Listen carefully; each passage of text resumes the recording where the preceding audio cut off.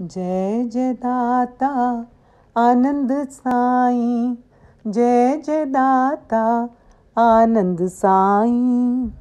ओम साई गोविंदाय नमः। जय हो चैतन्य देव की, जय जय जय जय जय। हरि प्रेम की वर्षा कीनी, सबको कियो अभय। महाप्रभु के रूप में देखो साईं माँ, दाता जग में कौन है, दूजा मात समान, दूजा मात समान। ओम साई राम, जय साई राम। श्री साई गीता श्लोक नंबर 513। श्री साई गीता के इस परम पावन श्लोक में श्री आनंद साईं जी श्री चैतन्य महाप्रभु की गरिमा का बखान कर रहे हैं। महाप्रभु साईं माँ का ही रूप है। हरि प्रेम का अमृत रस बरसाया, सबको हरि भक्ति में लगाया, सबको हरि भक्ति देकर अभय दान दिया है। चैतन्य महाप्रभु का जन्म 1486 में फागुन पूर्णिमा के दिन 18 फरवरी को हुआ। बंगाल में नवद्वीप में हुआ था। उनका नाम विशंबर रखा गया। माता पिता प्यार से निमाई बुलाते थे। बचपन में बहुत शरारती थे। 11 वर्ष की उम्र में ही पिता का साया खो चुके घर पर दुखों का पहाड़ टूट पड़ा। निमाई ने हिम्मत से काम लिया, बहुत पढ़ाई की। धीरे धीरे उनकी ज्ञान की चर्चा होने लगी। वो निमाई पंडित कहलाने लगे।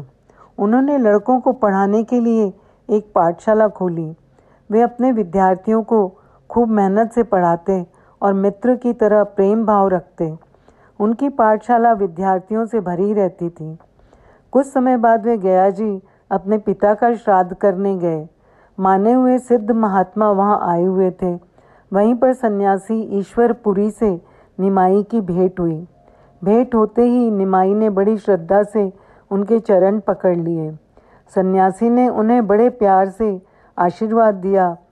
निमाई ने प्रार्थना की कि स्वामी, संसार की गति तो साथ यह जीवन इसी तरह बीत जाएगा। अब हमें भी कृष्ण भक्ति दीजिए। सन्यासी ने सरलता से कहा, आप तो स्वयं कृष्ण रूप हैं, पहुँचे हुए पंडित हैं, आपको कोई क्या दीक्षा देगा। निमाई के बहुत जोर देने पर पुरी स्वामी ने उन्हें दीक्षा दे दी। जो ही निमाई के कान में मंत्र फूका गया, वे बेहोश हो गए और उसी हालत में चिल्लाने लगे, अरे प्यारे कृष्ण, तुम कहाँ हो? मुझे भी अपने पास बुला लो। होश आने पर साथियों से कहा, भैया तुम घर लौट जाओ, हम तो अब कृष्ण के पास वृंदावन जाते हैं।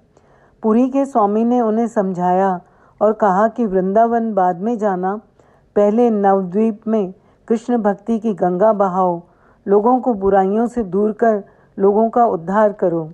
गुरु आज्ञा से वे नवद्वीप लौट आए। बंगाल का यह इलाका उस समय गौड़ देश के नाम से प्रसिद्ध था। वहाँ पर मुसलमान बादशाह का राज्य था। राज्य की ओर से हर बड़े नगर में अदालत, काजी की अदालत थी। गया से लौटने के बाद उनका मन पाठशाला में न लगा। हर समय कीर्तन में लीन रहते थे। पढ़ाते पढ़ाते श्री कृष्ण की लीलाओं का गुणगान करते, फिर कृष्ण वियोग में फूट फूट कर रोने लगते। धीरे धीरे पाठशाला बंद हो गई। नवद्वीप में वैष्णव में नई लहर आ गई। जोरों का कीर्तन होता। निमाई कीर्तन करते करते भक्तों के साथ नाचने लगते। भक्तों की संख्या बढ़ने लग गई। लोग उन्हें कृष्ण का अवतार समझने लगे। कुछ विरोधियों ने काजी को शिकायत की। उसने तुरंत कीर्तन बंद करने की आज्ञा दी। निमाई पंडित ने मुस्कुराते हुए कहा, शहर के बाजारों में कीर्तन करते हुए काजी के घर तक जाऊंगा। वे अपने भक्तों के साथ कीर्तन करते करते काजी के घर तक पहुँचे। काजी ने कहा, तुम तो नारायण का रूप हो। मैं लोगों के बहकावे में आ गया था, अब तुम खूब कीर्तन करो। यहाँ से उनका हृदय परिवर्तन हो गया। उन्होंने संन्यास लेने की ठान ली।